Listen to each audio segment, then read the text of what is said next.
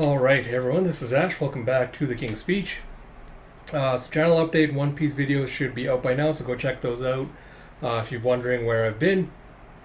But with that said, let us dive straight into Spy Family Mission 61, or Mission 67, Part 1, by Tetsuya Endo, with translation by Casey Lowe, and lettering by Rina Mappa.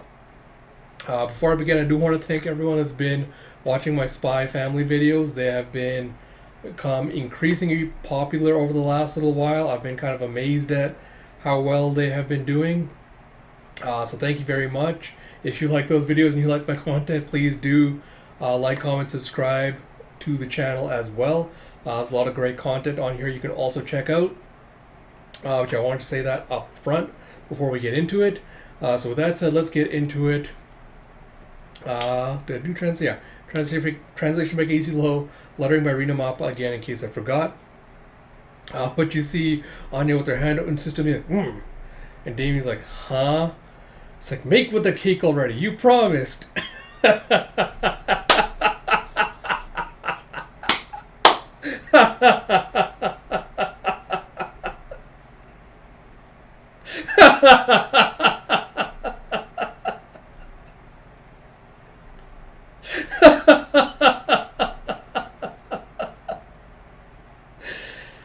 Oh man, I love Anya and her little extortion rack and just like her determined face, and you see Becky just like squeeing as she thinks this is like another development in the Anya Damien romance. She's like, make with the cake already, you promised. And Becky's like, ooh, Damien brings you sweets, tee. And Damien's like, I never promised you any cake. Who are you to demand anything after you spilled noodles on me yesterday? And you have Emil going, yeah, that's right. And Ewan's like, you're the ones who owes him. Come on, why are you not moving? And you see Damien be like, could she be trying to get something out of me in exchange for the handkerchief thing? I did promise to pay her back. But is that really all she wants? Cake? At least she isn't demanding an introduction to my dad. Or asking that he give her parents jobs or something. Sheesh. Jeva, huh? I could get to meet the last boss's payback for the hanky chief? And she's like, looking all thoughtful, she's like, on second thought, never mind about the cake. I'm starting to feel like I'd rather go to your house instead, with my family. And you see all of them just shocked by this, as he's like, what? And Becky's like, Anya, no, that's too much. Inviting yourself over to a boy's Oh my god!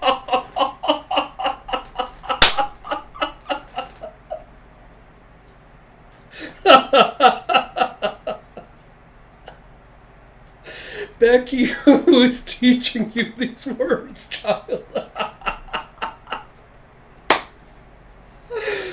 You see her going, inviting yourself over to a boy's house makes you look like a hussy. And Damien's just taken aback and embarrassed by this. As Emil's like, no way! Damien's house is not some curiosity to be gawked at by peasants. And you have Ewan going, the idea of a family like yours interacting with the Desmonds is laughable! Urgh. And you see Anya going, oh ho ho! As a matter of fact, my mom has already become friends with Scion Boy's mom. And she's back and be like, oh my god, for real? And he's just like, what? And he's like, that's enough of your weird lies. It's like, oh, it's no lie. Ask her yourself. Well, maybe friends is a stretch. After all, I am still winning in the battle of the friendship schemes. Do you have a huh? It's like, what did you hear about me? She didn't say anything, right? Be honest. You see Becky going, wow, Anya's already secured the family's blessings. He's like, maybe chill a little bit, boss man. You see, oh my god. You see, if she's learned any of my dark preschool era secrets, I'm done for. And he thinks back to when he wet the bed or tried to act grown up and ate a green pepper but barfed and couldn't sleep without his favorite stuffy. And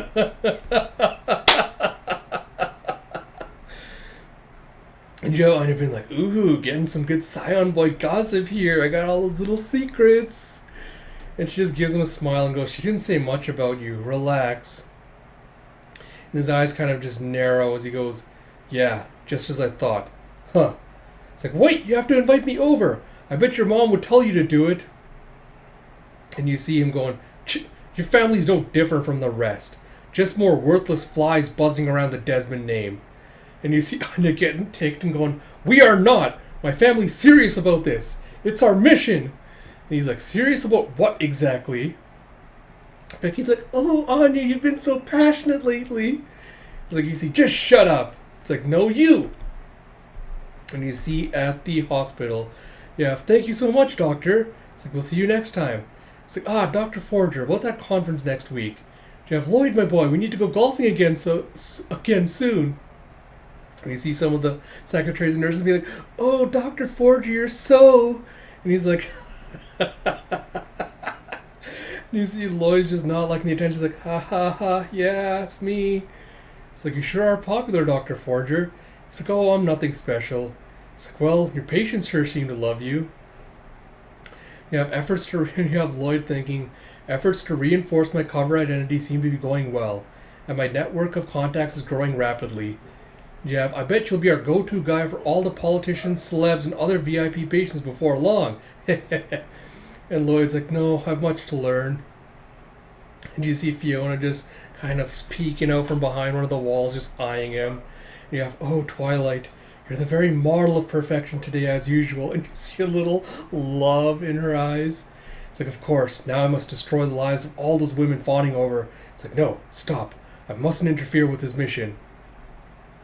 Then she sneaks a glass at someone else that's also watching Lloyd, but is gnashing their teeth at him. And you see, "Jealous." And you have Fiona later going to report to him going, "You're interested in patients connected to Melinda Desmond?" It's like, "Yes, personal assistants, security detail, members of the Lady Patriot Society, that sort of thing." It's like, "Yours seems to have made inroads into Melinda's mom group." It's like, "Really? You're Briar? I thought Melinda was considered a low-value intelligence target." And Lloyd's like, "Who can say? That's what I hope to find out. But I can't imagine I'll be able to extract much useful intel from your herself." And then Fiona's like, "No, not from your Briar. However, if I were to take over the role of your wife..." He's like, "No, I need you in a support role. If we end up deciding that Melinda does have intelligence value, you'll have to infiltrate her social circle." She's like, "Ugh, I understand, sir. There are patients here who might be connected to Melinda, but I don't think they would let you in to see them." It's like, "My record here is still not good enough, huh?" You see Fiona going, "No, the director won't assign you any patients out of personal spite." And you see Noy just doing his unimpressed face. And Lloyd's like, "Personal spite?" And Fiona's like, "Surely you've noticed the way he looks at you. The more your reputation rises, the more his grimace deepens. Chief Medical Director Gerald Gorey. Having achieved his position through careful networking, he values nothing more than status and reputation. He has been heard grumbling things like, 'I was the talk of the town until Lloyd got here.' He's like, 'I'm well aware, but it's been a challenge to strike the right balance. I've taken great pains to get on his good side, and yet..." You see him just giving the guy a present, being like, "One of the pretty young nurses asked me to give you this, sir." It's like a total lie. It's like, "That new medical paper of yours was a real eye-opener, sir. That part about head injury scarring? It's like, incredible work, sir. You're an inspiration to us all." And you see all exams for VIP patients are assigned by him personally, so you'll need to deal with him sooner or later. Preferably sooner. He's like, "So, it's come to this. Make the preparations, please." It's like, "Yes, sir." And you see as she's walking away, it's like, "Today Twilight spoke to me for 5 minutes and 41 seconds. And you see, what's his face, Gerald, just watching him going, "Forger, that bastard! Now he's even going after the girl I've had my eye on! My dear Fiona!" Oh, God, this is gonna be good. It's like, "Not this time, Forger! You'll be a pariah in this hospital once I'm through with you." And you see later in the meeting room, "Huh? Wasn't this meeting supposed to start at 11? It's like, "No, 10:30 on the dot. It's not like you to make a mistake like that, Dr. Forger." It's like, "I'm so sorry." And you see Gerald going, "Hehehe, and all I had to do was change the time on your whiteboard." And you see Lloyd going, "There, I played along with his little trick. I hope he's satisfied now." And he's thinking, he's just having a little daydream of thinking of all his colleagues just trashing Lloyd, going, "And here I thought you were a professional, Dr. Forger. I see I've misjudged you. And you see, imagines one of the nurses spitting on him going, Patu, you're trash. So you must have been working too hard lately, Dr. Forger. You need to get more rest. It's like, maybe. It's like, he's right, you know. No one would hold it against you if you take a day off now and then. And you see him going, what the? When I was 1 minute late for a meeting, they called me a lazy fat cat behind my back. It's like, here, I've taken care of your paperwork.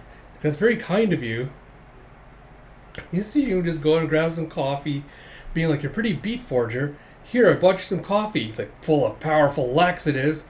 Gotta be at your best for your afternoon exams. It's like, oh, thank you. And I'm always thinking if I could whip up an antidote, I should be fine. And you see a grumble, and he goes, please excuse me. I'm not feeling so well. I'll just run to the bathroom. It's like, are you alright, doctor? It's like, seeing how hard you fought against those stomach pains has given me the will to fight too. Lloyd's like, oh, that's great. And you see him again imagining, haha, more like Dr. Pooper. It's like, get him away from us. It's like, how does he do this? I can't fart in front of a patient without getting a malpractice suit. And you see poor Lloyd as he's leaving the bathroom, he's got a little piece of toilet paper hanging out with the flap. It's like, oh, Dr. Forger, you've got some toilet paper tailing you there. It's like, oh, geez, I didn't realize. It's like, for real? Even Dr. Forger spaces out sometimes. That's so adorable. Yeah, I'm going, is it because he's handsome? That's got to be it, right? And you see later Fiona's been slipped a note going, Fiona, there's something I want to tell you. I'll be waiting for you tonight at 7 o'clock at Maltic Bridge. Lloyd Forger. And you see Fiona just reading this, and you see Gerald watching this going, ha ha ha, that letter's fake. Wait as long as you want. Forger's never gonna show. Word'll get out that creep's got a wife and kid and is still playing around on the side. And I'll be there to pick up the pieces of Fiona's broken heart. You see Fiona just crumpling up the note going, how I hate myself for wallowing in this obvious forgery for even a second. It's like, Lloyd's handwriting is much neater. He's like, what? Huh? As she goes to meet up with Lloyd, she goes, I'd be happy to make this little problem disappear for you. Is he, what? Is she actually confirming it with him? Who does that in a situation like this? And Lloyd's like, no, we keep putting up with it. She's like, oh, Twilight, you're such a tolerant man. Yeah, for the love of, what does everyone find so great about this jerk? And he goes, all right, fine. I'll go straight to my last resort. I need to take direct action to get him out of my life. You have a chick as he grabs the phone. He goes, hello? Is this the fucking honestly? Hello? Is this the State Security Service? I'm calling from Berlin General Hospital. Yes, that's right. I've discovered a spy on my staff. Oh, motherfucker. Oh, god damn. Alright, that was a solid ass chapter. Alright, so as usual, I'll go from start to end with my thoughts on everything, and then I'll do like a little quick summary at the end. So again, Anya continues to be the standout. I love her so much. Like, I love her just like determined. She's like such a one-track mind. She's like, I'm gonna get my cake. I'm gonna get it. From fucking Damien. And you see, and I see her just like playing like the little machinations of the mob boss. She's just trying to one-up Yorn, being like, yeah, you have to take me to my house now. Like, that's the payment. Like, I just love her trying to be like all mature and adultish, because like it's just hilarious. But yeah, seeing that and seeing Damien's like little droop of the eyes, I think kind of confirms that, you know, the family is as what's the word I'm looking for? What's the word? Dysfunctional. The family is as dysfunctional as it probably seems. Like, we already know Donovan's kind of a shit father that's probably obsessed with his whole political career and his whatever machinations. But the fact that Damien's like eyes are like narrowing once Anya tells him, like, you know, your mother didn't say much about you. It feels like there's probably a strained relationship there as well, which I'm curious about, because again, like I said with the last chapter, it feels like maybe Melinda might not be quite as calculating or evil as as her like persona or the things would go to suggest. Like she might be as awkward as your with regards to parenting. So I wonder if that's going to be what the disconnect is. Like Damien thinks like she doesn't like him or she doesn't want to bond with him or whatever. It's just like her not knowing how to bond with little kids or something. But it'll be interesting to see what shape that takes with regards to if they do set up the meeting. This has also made me wonder with Anya, trying to like worm her way into his good graces. I wonder if she finds out about Lloyd being called in for a spy, potentially being a spy. I wonder if she's gonna try to get Yor to then lean on Melinda to try to like pull some strings to get the investigation off of Lloyd, which would probably end up making things worse rather than better. But it's the kind of thing I could see Anya doing, to try to get a one-up on the situation, trying to like help out, but making everything worse. So that should be really interesting. I love that I love that. So like up to now Lloyd's been thinking like, oh, like Anya being a weird little kid or Yor being kind of neurotic, being atypical, kind of being a neurotypical would be the thing that gets me caught out, would get like suspicion cast on me for not being a real family. But I love that his cover could potentially be blown because an old man is jealous of for Lloyd's charisma and just like easygoing manner, the fact that everyone likes him. I like the fact that I love the fact that Lloyd's overcompetence at his job is what could potentially end up screwing his cover because of a jealous coworker. Like, it's just comedy gold, and I cannot wait to see where it's gonna go. So it looks like we're probably gonna get a potential again Lloyd and Fiona pairing up for the situation, because I'm looking forward to that, because again, like, they play off each other really, really well.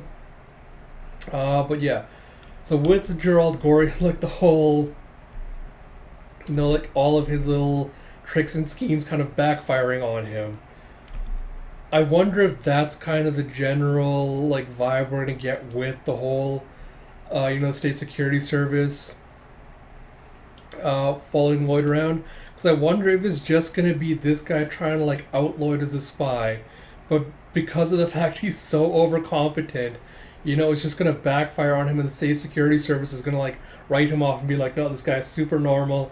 There's nothing about him. He's just super good at his job. And I wonder if it's going to backfire on him with them thinking that this guy is going to be a spy because of how much of a dick he is and how much everyone dislikes him. Because I suspect the State Security Service is going to go around to like all the patients and the co-workers and be like, hey, what's this guy like? Is he suspicious? Has he done anything strange? And they'll probably be like, oh no, he's been a gentleman. He's really kind, patient, and all that. And I guarantee when they ask, like, oh, what about this Gerald Gorey guy? Like, what's he like? They're probably going to be like, oh, he's super suspicious. He's like this. And just give him, like, the world's worst review. And I feel like it's going to backfire on his ass. But I feel like the end result will still be that there will probably be increased suspicion on Lloyd, both from Garden and probably from Desmond as well. Because I feel like Desmond has to have the State Security Service in his pocket. So I feel like this is going to unintentionally bring some suspicions down on Lloyd. But yeah, looking forward to it. Great comedy chapter with Lloyd this time. Looking forward to where this is going to go. But yeah. So with that said, I will cut that off there. When is the next chapter coming out for this? It just says to be continued. We get another chapter in 2 weeks. No idea. It does not tell me if we're getting the chapter 2 weeks, but yeah. So we'll get to the next chapter when it gets out, which will hopefully be in 2 weeks. Yeah, new chapter coming in 2 weeks. I'm looking forward to the anime also coming back in October. So that's going to be a lot of fun. Like I mentioned at the start, I want to thank everyone for making these videos hugely popular. I know it's mostly because of but I also appreciate everyone coming and watching my video as well. As always, if you like my content, please do like, comment, subscribe, all that good stuff. I recently made over the 150 subscriber limit, so I'm very grateful and thankful to you for that. Till next time, this is Ash. Talk to you all later.